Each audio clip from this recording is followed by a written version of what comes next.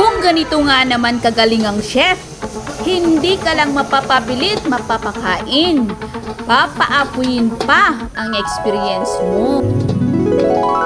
Kung may Olympics para sa pagluluto, itong chef na to ang sure na mag-uwi ng ginto.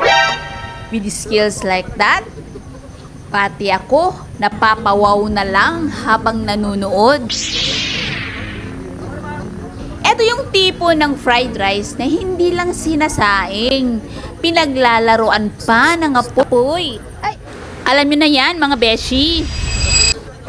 Ang sikat na trick, flambe. Hindi lang pampalasa, pang-attract pa ng customer.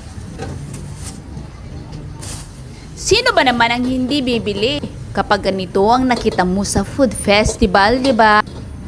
Parang sinasabi ng apo, huwag kang lalayo, dito ka na.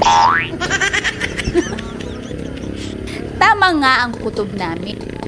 Sa dami ng stalls na inikutan namin, dito talaga kami napabili.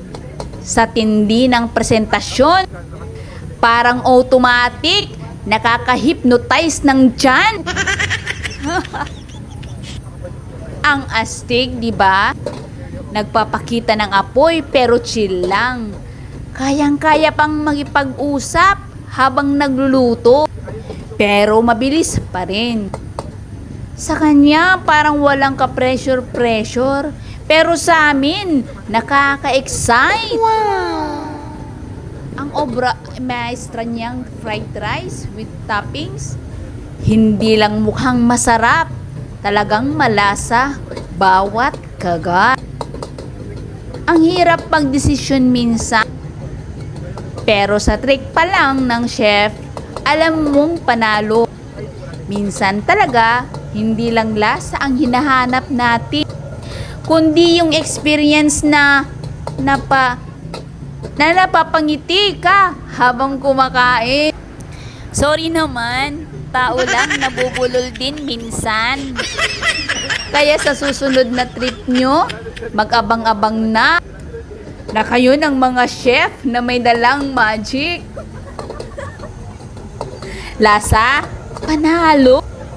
Presentasyon, pang social media. Yung tipong makikita mo pa lang, alam mong sulit ang bawat kagat. Kung naaliw ka, pa-heart at pa-share naman. Salamat sa panonood!